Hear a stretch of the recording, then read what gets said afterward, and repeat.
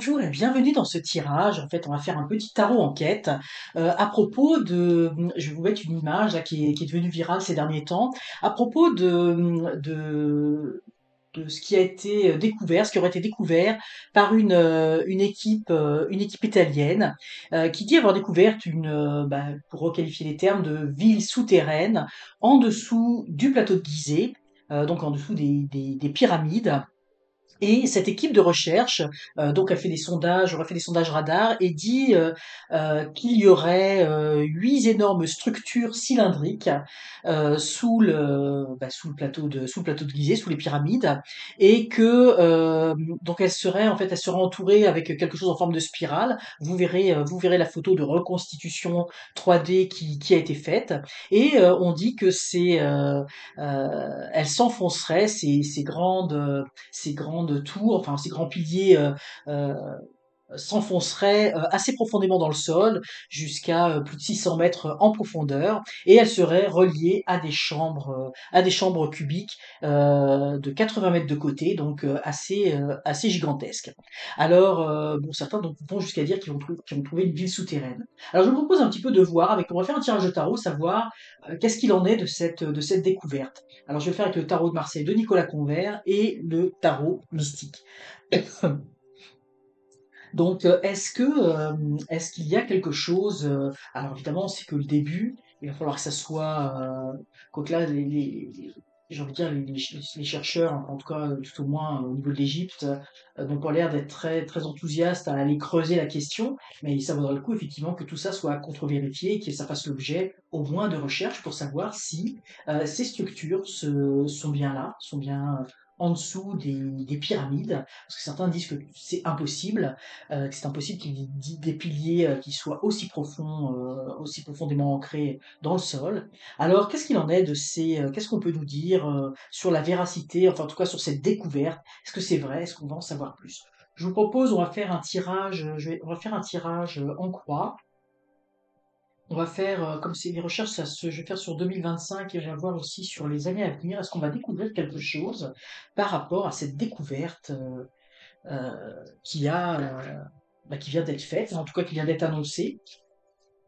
Je pense qu'il n'y a pas eu il y a eu, c'est une première découverte, hein, les premières analyses radar, mais ça va nécessiter bien évidemment, s'il y a une volonté de le faire, parce que oui, ça semble pas autant emballer les scientifiques, et pourtant ça vaudrait le coup de creuser, hein, c'est quand même pas rien comme nouvelle, au moins qu'on puisse savoir si c'est vrai, si c'est vrai, si c'est faux, s'il y a quelque chose, mais ça vaut le coup, à mon avis, d'investiguer, hein. Il y aura sûrement de toute façon des investisseurs privés qui. Le problème de l'Égypte, hein, c'est que tout est contrôlé par Monsieur Aouas sur place. Et bon, quand ça va pas trop dans son sens de l'histoire, les permis sont compliqués à avoir. Alors, qu'est-ce qu'il en est de ces révélations? Alors, donc ce que l'on voit actuellement, euh, avec la justice, effectivement, il y a quelque chose qui vient d'être dévoilé, là, c'est ce que je ressens. Et c'est quelque chose avec le 3 de bâton ici qui fait, j'ai envie de dire, qui fait rêver, hein, qui fait rêver, qui nous permet, cette découverte, en fait, elle permet en tout cas ce qui est annoncé, euh, ça fait rêver les gens, hein, et c'est pour ça, et d'ailleurs, c'est devenu extrêmement viral, et c'est sûrement pour ça que c'est aussi médiatisé, on en parle autant, puis bon, j'ai envie de dire, c'est important, c'est normal, hein, c'est d'intérêt, et là, on voit vraiment comme, euh, c'est ça, il se passe vraiment quelque chose dans le cœur des gens, et, euh, et également, ce que je ressens ici, c'est que je pense que d'une façon générale, la population, elle ne croit plus beaucoup ce qu'on lui dit officiellement. Elle a besoin de vérifier, de valider par elle-même. Elle ne veut pas qu'on lui dise comme ça d'emblée, bah non, c'est pas ça, il y a rien. Il y a vraiment un besoin de s'élever par rapport à tout ça et de comprendre au-delà. Dans les obstacles et les défis, hein, bon bah là on a la route fortune. On a du mal à passer à autre chose par rapport à l'histoire traditionnelle de l'archéologie. Euh, c'est compliqué. Avec le 8 de bâton, il y a quelque chose de très long qui se met en place pour, j'ai envie de dire, s'alléger de toutes les croyances que l'on a eues. En fait, c'est comme si on n'arrivait pas d'une façon générale, à se dégager de toutes de toutes nos certitudes, hein, de toutes les certitudes que l'on a, de toutes les croyances que l'on a. On a du mal à aller au-delà. Et moi, j'ai souvent eu enfin, j'ai souvent ce sentiment que il va falloir attendre la prochaine génération, hein, tant que certaines personnes qui sont à des postes clés, qui ne jurent que par bah, l'histoire telle qu'on nous l'a racontée jusqu'à présent, et qui ne se posent pas des questions, même s'il y a plein de choses qui montrent que l'histoire qu'on nous raconte, on le sait bien que ça fonctionne pas, mais on n'arrive pas à tourner, on n'arrive pas à changer de cycle, et je pense que ça va prendre encore un peu de temps, ça va encore quelques années. Donc là, on est pareil, hein, on a du mal à se dire que bah, à s'ouvrir l'esprit, voilà, c'est ça, à s'ouvrir l'esprit sur le fait qu'il pourrait y avoir quelque chose. On ne dit pas qu'il faut croire sur parole ce qu'il y a, mais au moins d'aller investiguer et de pas stopper. Parce que là, on sent qu'il y a vraiment des mentalités qui sont toujours là qui sont toujours là, j'ai envie de dire, à bloquer les choses. Alors évidemment, le conseil du tarot, bah, c'est d'aller de l'avant, hein, c'est d'aller de l'avant, d'aller de l'avant dans les recherches, dans les fouilles. On a le cavalier de denier également, qui invite à aller de l'avant, et notamment, bah, c'est les deniers à mettre de l'argent dans cette recherche pour au moins avoir le fin mot de l'histoire. Bon, bah, donc ça va un petit peu dans le sens. Au niveau de, bah, là pour 2025, on n'aura pas grand-chose de plus, hein. On a le diable et avec la toile d'araignée là qui tisse sa toile, et puis euh, oui, en plus l'araignée elle est là, on voit, la robe est comme un champignon vénéneux. Ça va être compliqué parce il va y avoir des obstacles très très importants, et notamment pour empêcher de découvrir quoi que ce soit. Comme je dis, on est vraiment dans des carcans qui sont encore là, hein. Mais bon, il y a quand même, j'ai envie de dire, il y a quand même un certain espoir, parce que il y a une volonté des peuples, hein, de bah, d'aller au-delà du narratif officiel. Mais on veut vraiment, vous voyez, on veut couper libre cours à, tout va être fait pour couper l'herbe sous le pied des personnes qui vont vouloir investiguer. Il y a une toile, hein, qui est bien huilée, hein. Donc moi je pense qu'en 2025, alors, on n'en saura pas beaucoup plus. Tout va être fait pour qu'il n'y ait pas de, on va vouloir couper l'herbe sous le pied. Mais moi je sens vraiment, je sens un double tranchant, cet arcane sans nom, où on veut vraiment, comme je dis, couper court à, on veut pas que cette nouvelle. C'est intéressant parce que aussi avec les réseaux sociaux aujourd'hui, hein, on peut plus cacher les choses comme avant, hein, mais on va le faire d'une autre façon, hein, parce que là, oui, il y a la toile, mais on va le faire de façon sournoise également. Mais en 2025, moi je vois pas qu'il y aura grand chose de plus qui va être fait.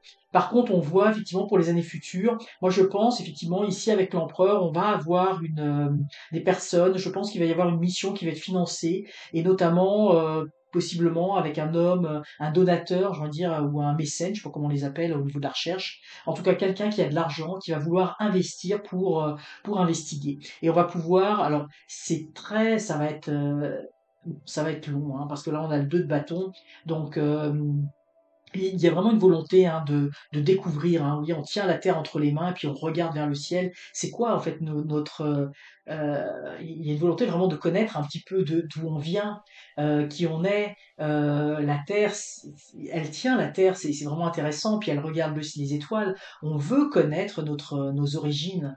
On veut connaître l'histoire véritable de la terre. Et vous voyez, c'est une petite jeune fille, hein, c'est une petite enfant, donc c'est vraiment très. On en est dans les débuts. De cette ouverture. Il y a une ouverture qui s'opère, mais c'est bon, c'est avec le 2 de bâton, c'est quand même, j'ai envie de dire, naissant. Et il y a aussi toujours cette dualité. Cette dualité, elle sera toujours là avec les personnes qui veulent aller de l'avant, qui veulent découvrir, et puis celles qui veulent rester ancrées avec leurs idées, leurs préceptes, etc., qui ne veulent pas en sortir.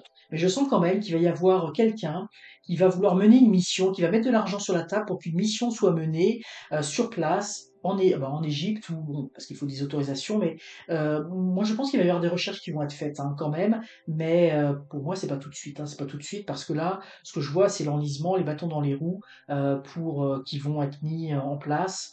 On a l'arcane sans nom, on a le diable, hein, tout va être fait pour que ça ne puisse pas se faire. Mais je pense qu'il y a quelqu'un qui va mettre de l'argent sur la table pour essayer d'avancer au niveau de ce questionnement.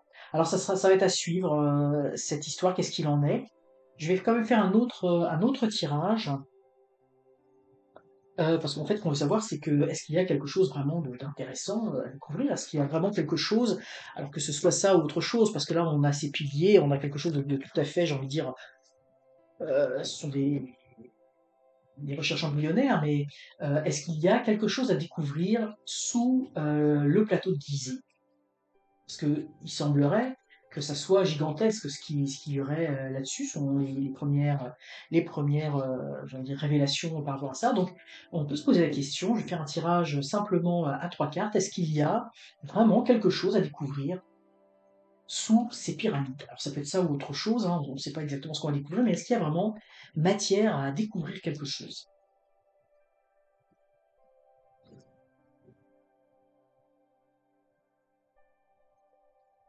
On va retirer pour avoir plus d'informations.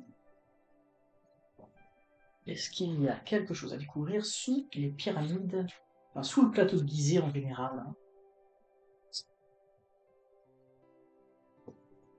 Parce que c'est sûr, déjà, ces pyramides sont tellement particulières qu'on peut imaginer qu'il y a quelque chose. Oui, il y a quelque chose de caché.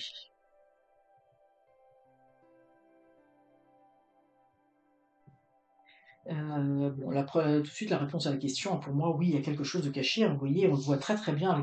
J'aime beaucoup cette image du fou.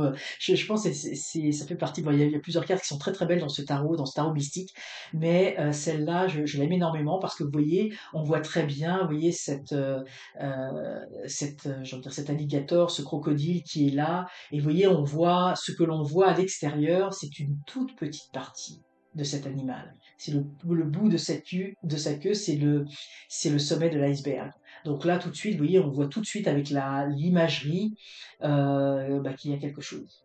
Oui, il y a vraiment quelque chose et de profondément enterré. Vous voyez, on voit vraiment par rapport à la taille, ça nous donne. Et j'ai pris ce tarot parce qu'il est très visuellement, il est très très parlant. Hein.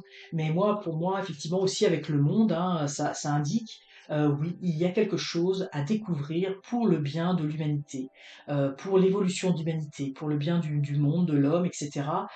Et je sens ici euh, toutes ces découvertes, en fait, ça nous ouvre l'esprit. Là, c'est ce qu'on me dit. Là, j'y vois comme une grande fenêtre, comme si ça nous ouvrait. Ces découvertes nous ouvrent l'esprit.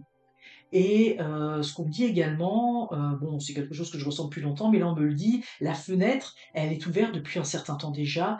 Enfin, depuis peu de temps, mais ça amène, je vois comme une bouffée d'air qui arrive, un air circule.